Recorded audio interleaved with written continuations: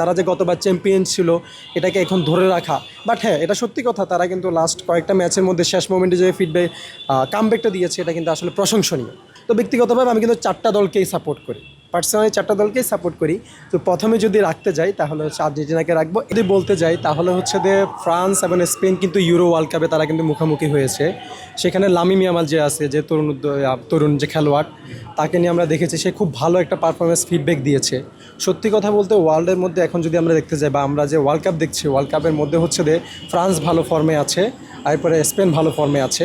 বা এবারে ওয়ার্ল্ড কাপে যে চারটা সেমিফাইনাল দল আসছে, এরা কিন্তু এর আগে একসাথে এরকম হাড্ডাহাড্ডি লড়াইয়ের মতো দল আসে না, প্রথমবারের মতো আসছে। আর প্রথমবারের মতো আর্জেন্টিনা কিন্তু আপনার হচ্ছে যে ইংল্যান্ডের সাথে খেলছে, এরাই কখনো খেলে নাই।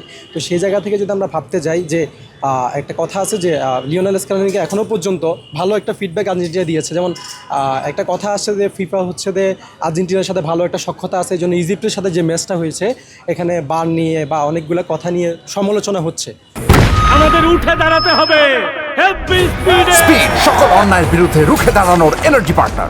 সত্যি কথা বলতে কি যে আমরা যদি সার্বিকভাবে পর্যালোচনা করি তো সব কিছু মিলিয়ে হচ্ছে আসলে ফিফার এখানে কোনো কিছু করার আছে বলে আমার মনে হয় না। কারণ বিষয়টা হচ্ছে যে আমরা তো সব দেখছি, বিভিন্নজন সমালোচনা করবে, স্বাভাবিক একটা বিষয়। তো এখানে ইজিপ্টেরও যেরকম কিছু ফাউল ছিল রেফারি কাউন্ট করে নাই, তেমন আর্জেন্টিনার হতে কিছু ফাউল ছিল কাউন্ট করে নাই। তো এইভাবে করে আমরা ফিফাকেও বলতে পারি না।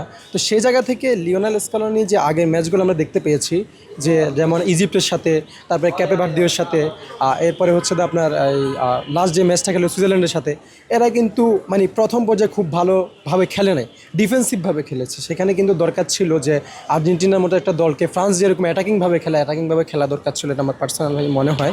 তো সেই জায়গা থেকে আর্জেন্টিনাকে আসলে যে লিওনেল স্ক্যালোনি যে কোচ আছে তার হচ্ছে স্ট্র্যাটেজিক্যাল পরিবর্তন নিয়ে আসতে হবে পরবর্তী ম্যাচের জন্য। যেহেতু ইংল্যান্ডের সাথে প্রথমবার সম্মুখীন হচ্ছে, তো স্ট্র্যাটেজিক্যাল চেঞ্জেস নিয়ে আসে, আশা করছি ভালো একটা জিনিস আমরা ফিডব্যাক পাবো। এবং আমরা তো দেখতেই পাচ্ছি ওয়ার্ল্ড কাপের শুরু থেকে 2011-12 সিজনের মতো মেসি কিন্তু ভালো একটা ফর্মে আছে। 38-39 বছর বয়সে সেরকম ফর্মে কিন্তু ওয়ার্ল্ড কাপের মধ্যে কেউ নেই। যেমন আমরা দেখতে পাই নেইমার কিন্তু বিদায় নিয়ে ফেলেছে, তারকাদের মধ্যে রোনালদো বিদায় নিয়ে ফেলেছে, তারপরে কেভিন ডি ব্রুইনে বিদায় নিয়ে ফেলেছে।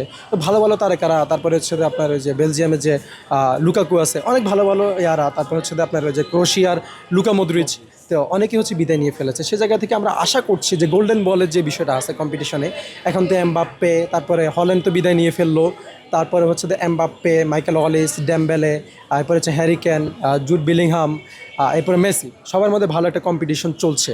তো যে পারফরমেন্সটা মেসি দিচ্ছে, মেসি কিন্তু ওই যে লাস্ট ম্যাচে কিন্তু সে ওয়ার্ল্ড কাপের মানে টপ অ্যাসিস্টার হয়ে গেছে, 10টা অ্যাসিস্ট সে কিন্তু হয়ে গেছে। তো সেই জায়গা থেকে আশা করছি হয়তো গোল্ডেন বলটা সেই পাবে যদি ভালো করে ফাইনাল পর্যন্ত যেতে পারে। তো আমি মনে করছি যে ফ্রান্সের আর স্পেনের যে খেলাটা আছে সে জায়গা থেকে ইউরো যেরকম খেলেছে দুইটাই কিন্তু হাড্ডাহাড্ডি লড়াই হবে। তো যদি ভালো করতে পারে অবশ্যই হচ্ছে আপনার ফ্রান্স ওয়ার্ল্ড কাপে যাবে। দুইটা দল তো কখনো যাওয়া সম্ভব না, সেই জায়গা থেকে হচ্ছে ফাইনালে হচ্ছে যে কোনো একটা দল যাবে, যারা ভালো খেলবে তারা যাবে। সেমভাবে আর্জেন্টিনা এবং ইংল্যান্ডের ক্ষেত্রেও যারা খুব ভালো খেলবে তারা যাবে। যেমন জুড বিলিংহামে কিন্তু গত ম্যাচে পুরো চেঞ্জ করে ফেলছে পুরো ম্যাচের রেজাল্টটা একদম লাস্ট মোমেন্টে এসে। তো সেই জায়গা থেকে আমরা বলতে পারি আর্জেন্টিনার জন্য কিন্তু খুব সহজ হবে না, খুব টাফ হবে যে চ্যাম্পিয়ন তারা যে গতবার চ্যাম্পিয়ন ছিল এটাকে এখন ধরে রাখা। বাট হ্যাঁ, এটা সত্যি কথা, তারা কিন্তু লাস্ট কয়েকটা ম্যাচের মধ্যে শেষ মোমেন্টে যে ফিডব্যাক কামব্যাকটা দিয়েছে এটা কিন্তু আসলে প্রশংসনীয়, খুব ভালো একটা কামব্যাক দিয়েছে। তো সে জায়গা থেকে বলতে পারি যে ভালো একটা সেমিফাইনাল আমরা পাবো আশা করি। তো ব্যক্তিগতভাবে আমি কিন্তু চারটা দলকেই সাপোর্ট করি, পার্সোনালি চারটা দলকেই সাপোর্ট করি। তো প্রথমে যদি রাখতে যাই তাহলে হচ্ছে আর্জেন্টিনাকে রাখবো, এরপরে হচ্ছে স্পেনকে রাখবো, এরপরে ক্রমান্বয়ে আর দুইটা দলকে রাখবো। তো আশা করি দেখা যাক কি আমরা খেলার মাধ্যমে বুঝতে পারবো যে কে কতটুকু দিতে পারছে।